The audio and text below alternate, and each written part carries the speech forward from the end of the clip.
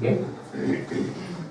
Bueno, antes que nada, es importante tener en cuenta los contactos que hubo entre lo que llamamos Europa y lo que llamamos Asia, que en verdad no son dos continentes. Esta es una invención de la cultura europea porque no hay nada que separe Europa de Asia, más que una línea imaginaria, ¿verdad?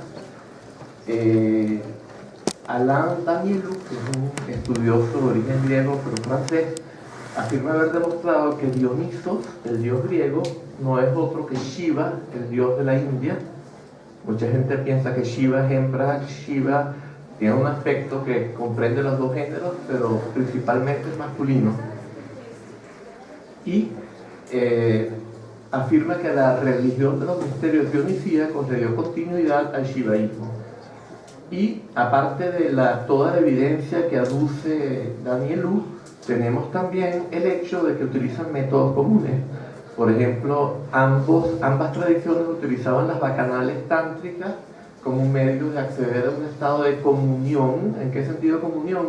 Vivencia conjunta por los seres humanos de la naturaleza común de todos ellos y de todo el universo.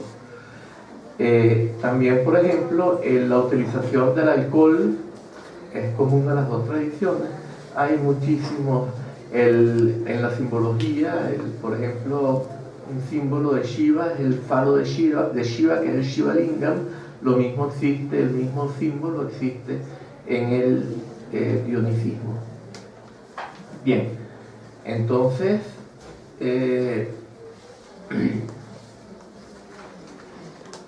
yo quería hablar un poquito de lo que es la hermenéutica intercultural, ¿no? O sea, es interpretar el pensamiento en términos de la comparación entre dos culturas.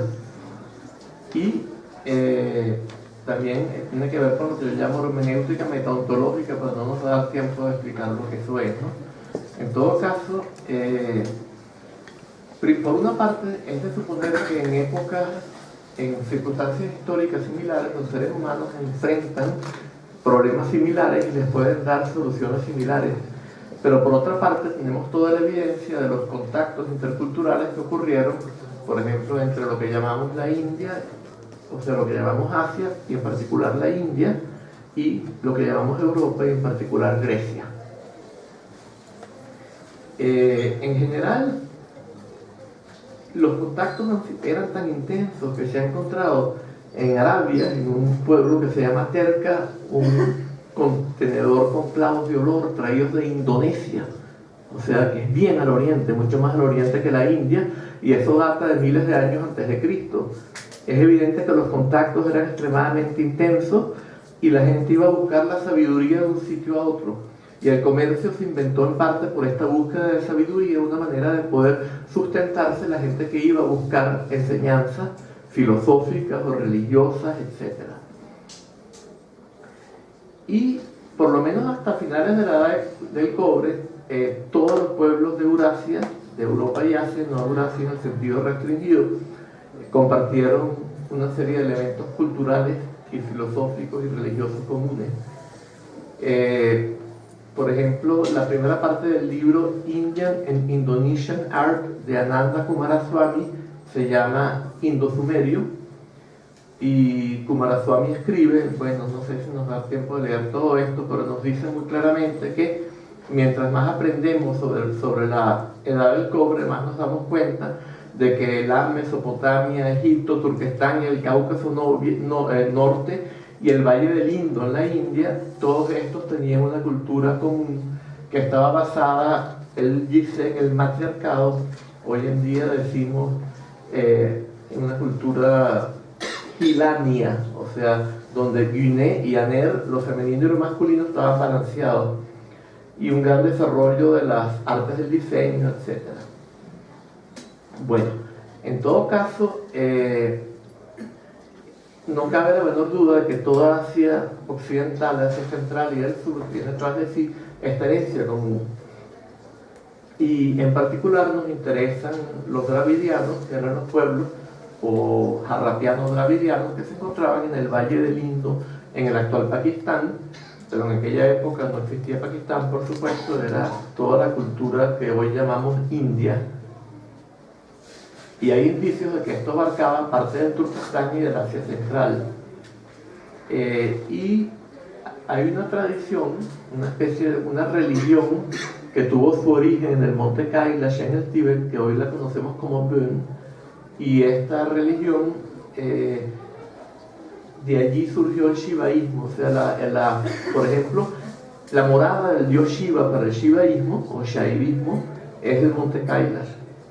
Es evidente que de allí surgió. O sea, ha habido estudiosos como Giuseppe Tucci, un tibetólogo italiano muy importante, que decía que el Dzogchen del monte Kailash se derivó del shaivismo, pero resulta que la sede, la morada del dios Shiva está en el monte Kailash. Y Shiva es muy parecido al nombre Sherab, que fue el maestro que enseñó el Dzogchen allí. Y el shivaísmo está lleno de palabras que tienen origen tibeto-birmano. Entonces la teoría de que el shivaísmo se deriva de las enseñanzas del monte Kailash no tiene ningún asidero, todo lo contrario.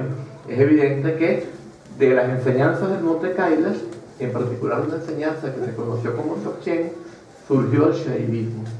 Según mis propios estudios, también el taoísmo.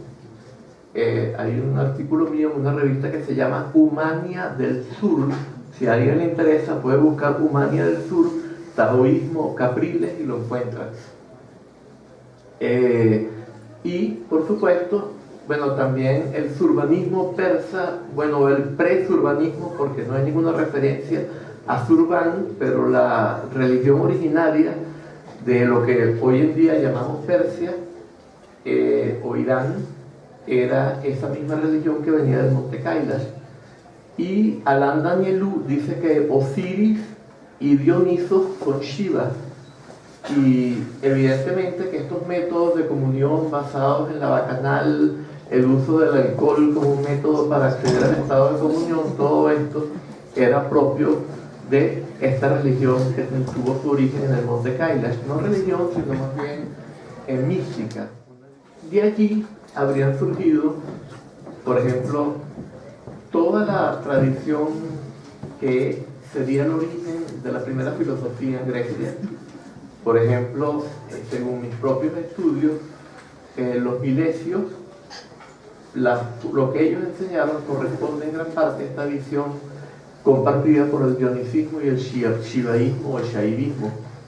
Y, por ejemplo, hay un libro de Venkata Ramanan, de Barua, Amanidad Barua, que es sobre los filósofos de la India pre-budista, considerando que el Buda habría vivido entre los siglos VI y V a.C. y es más o menos la época también de la surgida de la filosofía en Grecia. Y en la India, según este estudioso y según otros estudiosos mucho antes, habrían surgido una serie de filósofos que plantearon exactamente lo mismo que plantearon esos, por ejemplo, los milesios. Entonces hubo uno que dijo que el arjé, bueno, el equivalente sánscrito de la palabra arjé, era el agua, sasila en sánscrito. Otro dijo que era el apeiro, o sea, aditi en sánscrito. Otro dijo que era el aire, otro dijo que era el fuego. Bueno, el fuego habría sido Heráclito en los milesios. Y después de Heráclito otros tantos. No sabemos si esto es verdad, si de verdad aquellos fueron primeros o estos fueron primeros.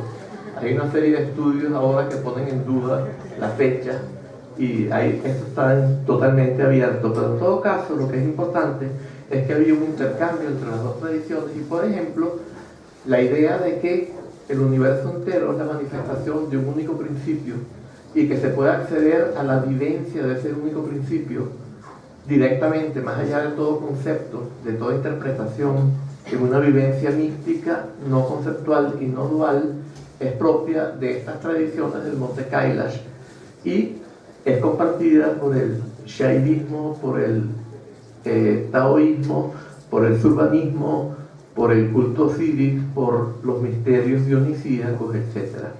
Y esto corresponde también a la idea de que hay un único arjé, un único principio común a todo el universo, que es lo que existió en todos estos filósofos jonios en general, ya no solo los milesios, sino los jonios. Y en cierta medida algunos tracios también podrían estar conectados con esta tradición, como vamos a ver más adelante.